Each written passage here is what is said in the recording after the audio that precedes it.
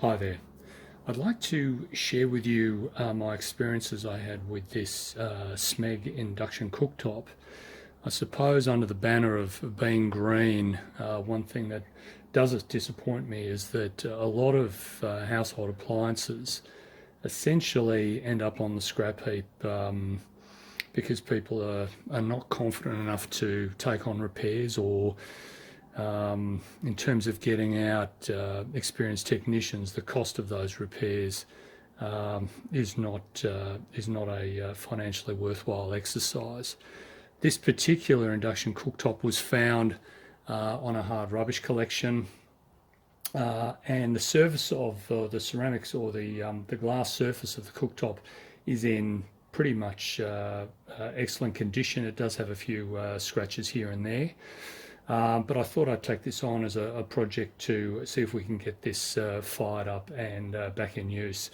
The cooktop we use in our house is a ceramic cooktop, and maybe if I can get this up and running, we can replace that with a 60 centimetre induction cooktop.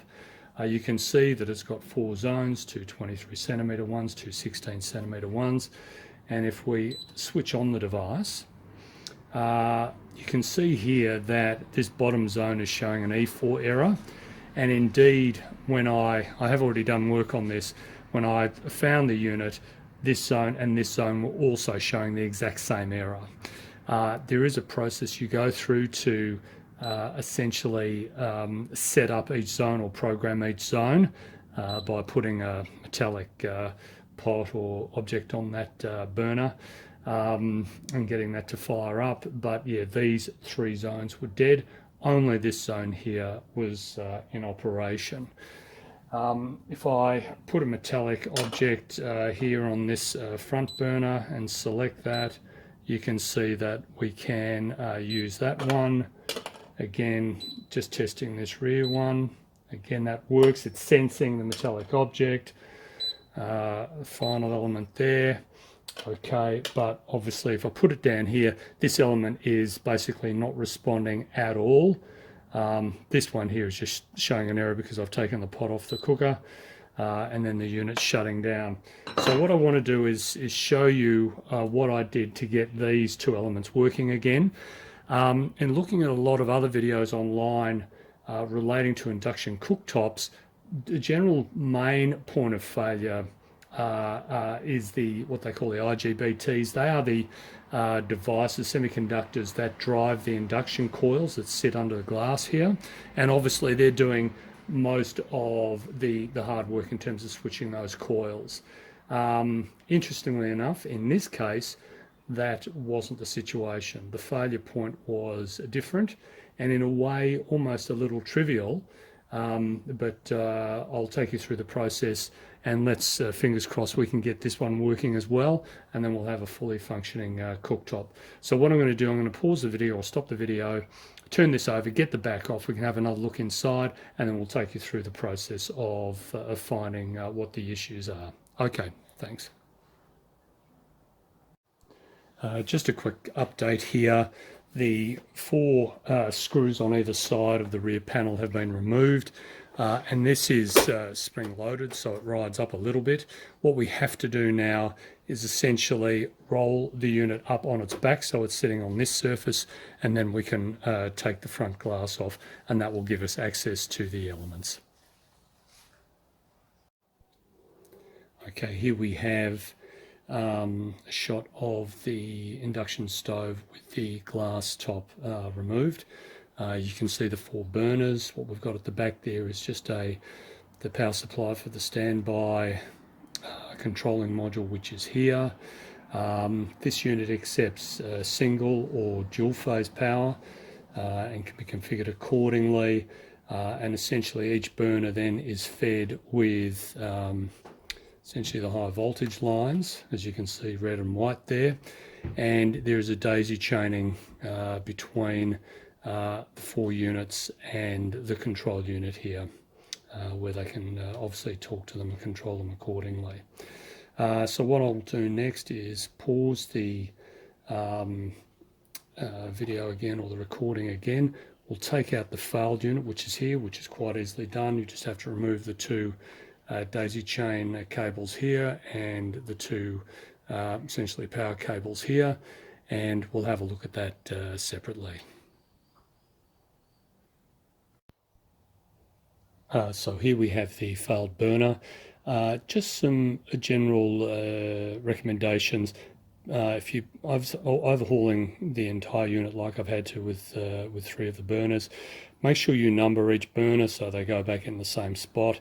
And also just under here again, for the daisy chaining and obviously the power connections, just to make sure that you put little markers there, so obviously when we reconnect everything goes back together as it should.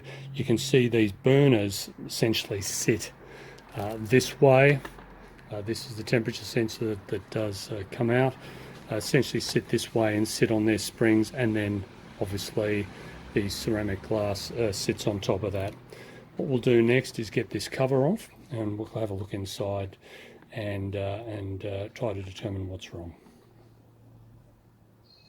And here we have another shot of the element with the plastic cover removed. Essentially a fan, the heatsink to which the IGBT and rectifier are attached to, and what you can't see are 2 points here and here to which the element or the coil is connected. So the downside is obviously to get access to the components on this board, we will have to desolder these two items first to get access to the board to flip it upside down.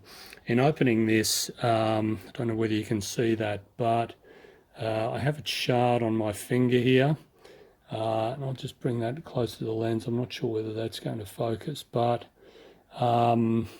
that's probably a bit of a telltale sign as to specifically what's wrong with the unit. Indeed, if you look closely at it, it's actually part of a chip, silicon chip. We'll go back more into that later, but that obviously indicates a catastrophic failure where essentially the chip has pretty much exploded there. Okay, back to you soon. And now just a further update. I've desoldered the two ends of the coil there. Just a word of advice, you'll need a fairly strong soldering iron, at least I think about 60 watts. Look, there's probably plenty of ways of skinning a cat, but what we do, or what I normally do, is introduce just a normal solder. That's what, just a 60-40 blend to get the joint moving, and then the desoldering tool, and finishing off with good quality desoldering braid, and then that frees the board. And that just comes out with a few clips. There'll be a connection point for the motor, which I'll grab in a tick, and we'll just take that off, and then we'll see the board from the other side. And here we finally have the board all on its own. I should also mention, not only is there a connection to the fan at this point here, but the temperature sensor also plugs into the center of the board. That needs to be removed before the board can come free. There's not exactly a lot to them from this side. Essentially, we've got a power supply system here. Power comes in. These, I believe, this is your rectifier, and this has two IGBTs here. These can be tested. Now that the unit's out and not connected to the coil, but these can be tested and should be tested across the pins, and there's plenty of other YouTube clips that cover that off online. But essentially what you're not wanting to see is a short circuit position on any of those devices. Touch wood, but in the case of the 3 failed modules here that I had in this unit, none of them had failed IGBTs or rectifiers. Everything was fine. In terms of failure points, what we've got in this case, and you can probably make out there depending on how it shows up on the video, is this chip here, which essentially has experienced a catastrophic failure. You might recall earlier that bit of ceramic or chip material that I showed earlier that fits on the top here, but essentially that has blown off the top of the chip here. And this chip is responsible for driving the electronics on this board. Obviously, these devices take obviously the main power and switch that accordingly. But if I show underside, there are surface mount devices here as well. Controller chip in here in the top corner that obviously is part of the communications with the control board that's in the unit. Fortunately, I found on the boards that I have, I've found that, as I say, these devices, the rectifier and the IGBTs are all fine. The diodes have all been fine. I have found this resistor here had experienced some burning, so I'll measure that. And essentially it's a resistor come fuse that we have, so we'll see what the resistance is across this and see whether this has burnt out. On two of the other boards it had, and I had to replace that. But essentially we've got mains coming in here, a small voltage drop across this resistor, and through the diode as well, this diode here. Some level of filtering here with a, let me just look at that, that's a 400 volt 10 microfarad electrolytic, and then essentially this is feeding this chip, which is called a TNY266PN. It's essentially a switching driver chip, not exactly of high capacity, but it essentially only has to power the low-level electronic devices on the board, and then you've got your coils and things of that nature. What I have done for the other two boards is obviously replace this chip, and that obviously has to be replaced because that'll never come back. I have tested all these caps, and in all cases they have tested to be fine. Their ESRs have all been good, but I have in some cases chosen to replace these as well. I'll measure this one as well and see what it's like, but if it looks fine I'll probably put it back into service. Obviously test the diode, which should be fine, and we'll test that resistor to see whether or not that is indeed an open circuit, or whether or not the failure here was so immediate that it didn't even have time to blow. We'll talk about this more in a moment. Let me do some testing and we'll come back to you in a tick. Now just taking a few measurements. Firstly, this is a 39 ohm resistor, and if you look at that, it's showing 40 ohms, so that is not an open circuit, so that device has not been taken out when the TNY chip failed. If we look at the diode here, it's got a voltage drop there of 0.571 in one direction. Nothing, so the diode is indeed correct. Just checking any short circuits, and obviously there's nothing there. So what I'm next going to do is just take this device out and use a different tester for that, just to check that that's performing okay, and then we'll go through about the nasty task of getting this device out and replaced. Look, because I've done two other boards and I know what's wrong with these boards, I'm not going to go through all the rigmarole of testing these other devices, but I have done this before on this particular board, just to make sure everything else is fine. Okay, we'll come back to you once I've got this out and we'll show the test results. And I've removed that 10 microfarad capacitor from the board. Again, best way I've found is to actually add a little bit of solder to the joint and then soldering wick to absorb all the solder there to get the device out. This is just one of these cheap component testers. If we just test the device now, it's showing 10.26 microfarad and an ESR of 2.5 ohms. We'll just test that again. Okay, so pretty consistent there. Look, typically ESR, don't quote me on this, but ESRs for aluminium electrolytics should be between about 1 and 5 ohms. But I seem to be trusting this this device, so indeed I may just put it back into the circuit. In general, you'll only be able to test the ESR for these devices once they're out of the circuit, so unfortunately you'll have to desolder them. The next job is, obviously I can put the capacitor back in, but the next job is to then desolder the TNY chip. So I purchased 3 of these because I knew exactly what the problem was, and there you can see the device. They're inexpensive. They're about, oh look, delivered, I think they're $2.50 each or something. So it's again, it's one of these crazy things. It's a $2,000 plus cooktop that's been rendered useless by, you know, a couple of $2.50 chips.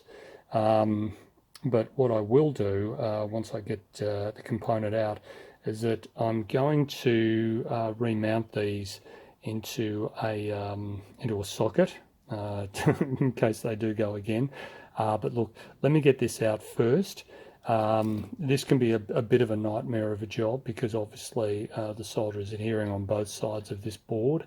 The way I'm going to do this is essentially with a Dremel tool, cut the device in half, which should be easy because half of it's already blown off, and cut it in half this way, leaving essentially sections there with 2 leads each, which should be much easier job to desolder and remove.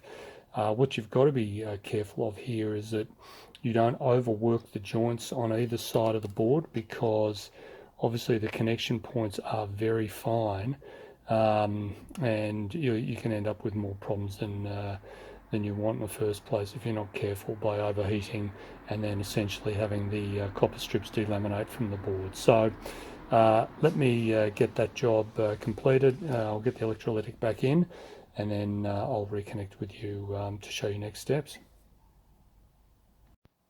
Back again, and just another shot of the TNY chip.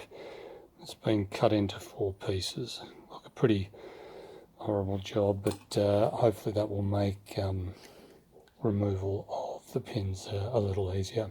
I'm now going to just desolder that, and then I'll come back to you in a moment. Well, back again. Look, that was mostly horrible. Not easy getting out 8-pin devices or multi-pin devices on multi-layer boards, but anyway, look, the job's been done. And you can see here is where the device was removed. Now, what I am planning to do, you can see over here, rather than solder a new device in and not being overly confident of what's happened here and trying to figure out what's going on, I will actually put a socket in underneath. Now, in trying to determine what has gone wrong here, look, I can't be certain. I've looked up the stats sheets for the TNY 266.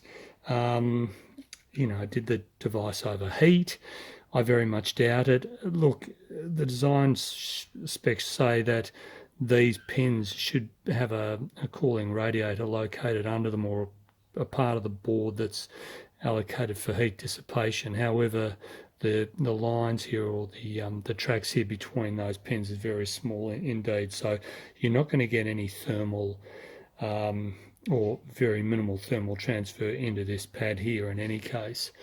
Look, I can only suspect that maybe it was a power fluctuation or whatever that exceeded the limits for the device, which led to their catastrophic destruction.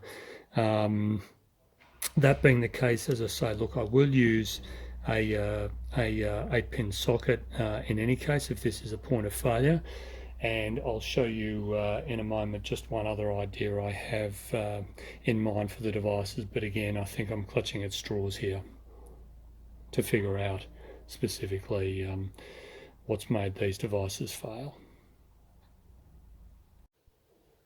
Back again, you can see now the 8-pin sockets in place, and the new TNY 266 chip is also in the socket.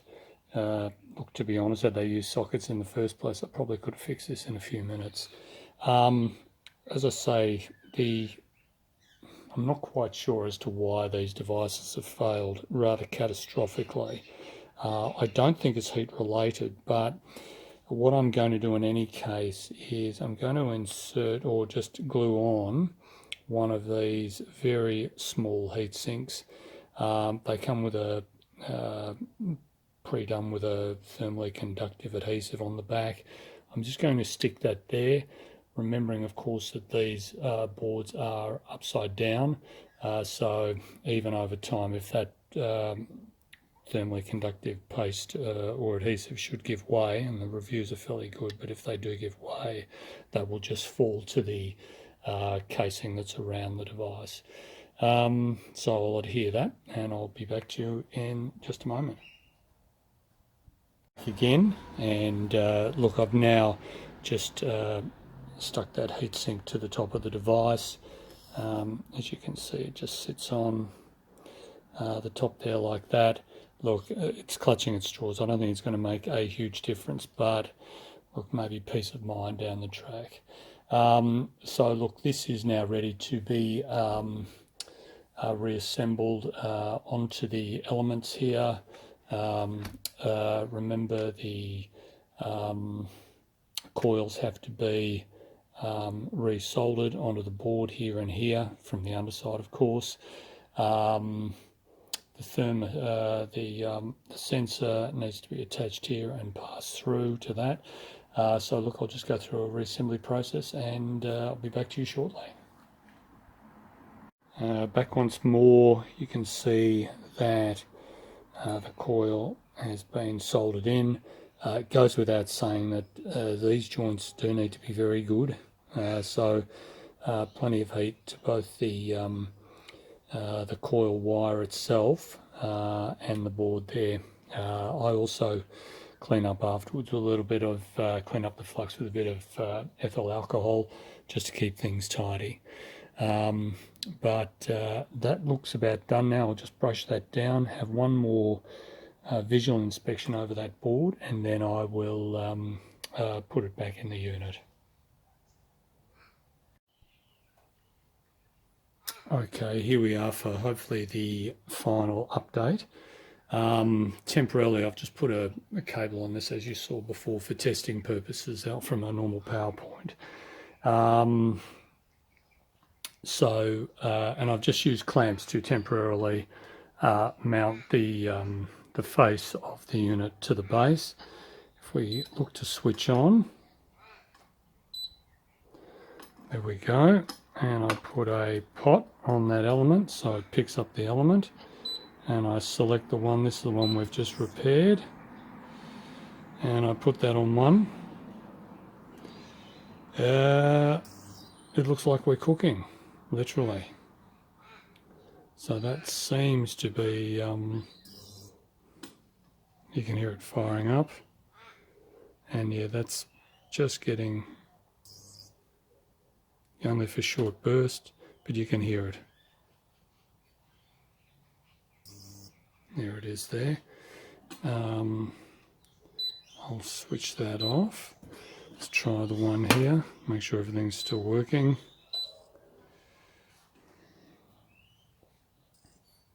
That's good.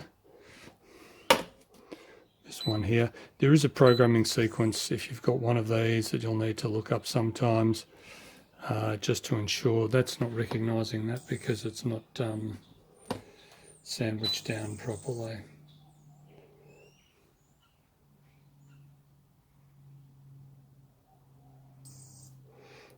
Okay. It's the one at the front here.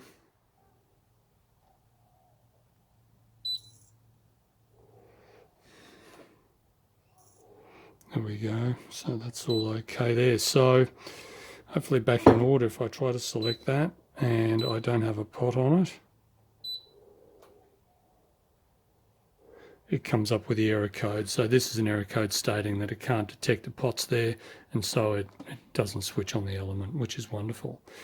I've just switched off the lights here because you wouldn't be able to see the display panel otherwise with the reflection in the lights. But so that's it. Now, probably the trickiest part of that is actually removing the blown up chip from the board. That may or may not be an issue that you've got with your unit. Maybe it's unique to this. So say I don't quite know why in this case 3 of those boards failed with that same issue.